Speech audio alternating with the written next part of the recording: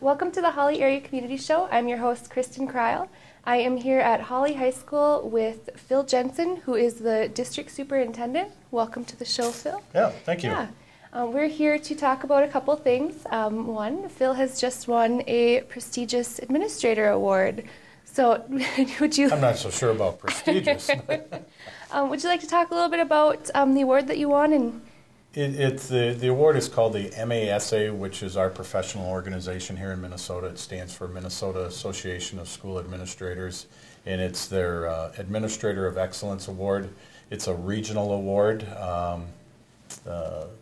There's about 35 school districts in our region, and I received the award this year. So it will be presented to me down in the cities at our spring conference coming up here in March. well, congratulations. Thank you. Yeah. And I've told many people this. I don't look at it as an award for me. I look at it more as an award for the district and for our staff and all the good things that are going on here at Hawley schools. Mm-hmm.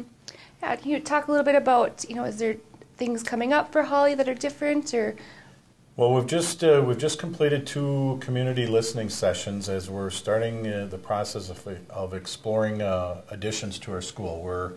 The elementary building is at total capacity right now, and our enrollment continues to go up.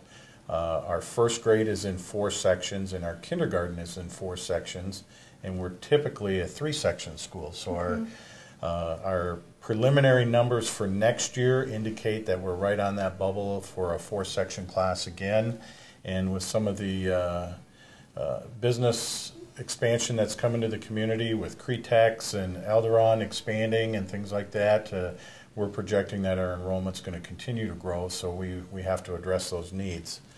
So with that, we held some community listening sessions, and starting next week now, we'll have a task force that'll start looking more at details, building design and things like that. So a real busy time, exciting time, but we'll see where we end up. Yeah, the community, keeps on growing, and it seems like there's new families in town all the time. Right. Our enrollment has grown even this year since we started the school year. We're up about 8 students, I believe it is, from the start of the school year, which, 8 students is significant for us. So what do you see with the expansion as far as, what do you see growing in the Well, really what we need right now, or what we see, obviously, is classroom space at the elementary. So we're looking at expanding there to anywhere from 4 to 6 classrooms. We need some additional cafeteria space. We're very cramped in that area, and then we also need some additional phy-ed space. So we're looking at some possibilities there of a kind of a multi-purpose type of gym, if we can make it all fit and work together. And of course, financially, we have to look at that as well. Also looking within those 6 classrooms, a possibility of a music room included in that area. And then here at the high school, we're looking at expansion of our ag department. If we can expand the shop there, which would allow us to get into some more vocational type of programming. You hear the term STEM, which is science, technology, engineering, and math. We'd like to get into that type of thing with a fab lab and robotics, that type of stuff. Sounds like lots of exciting things coming up in the school district. It's busy and it's exciting, and that's we're fortunate that we take a look at having to build as a good problem. I mean that things are going well and enrollment is going up. Definitely. We'll take a quick break and we'll be right back. Welcome back to the Hawley Area Community Show. I'm here with Phil Jensen, and we discussed some of the new changes coming to the school district in coming years. Right now, I'd like to discuss maybe some new technology that we're seeing in the classrooms. Technology seems to be kind of a new exciting thing. Technology is kind of that ever-growing, kind of a black hole, because what you did 2 years ago is now outdated. We have started the initiation of what we call a BYOD, which is a bring your own device. You see a lot of districts are talking about one-to-one iPad initiatives and one-to-one laptop initiatives. We've chosen to go the route of bringing your own device, and that device could be an iPad, an iTouch, your smartphone, whatever it might be.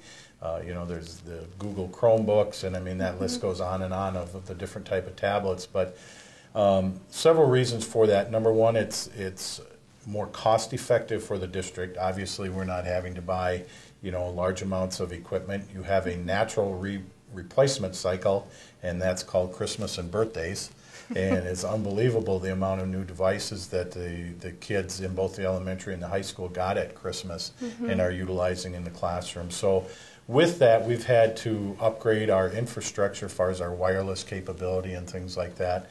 And we try to stay ahead of that curve there. But there's a lot of real neat things going on with that, with bringing your own device.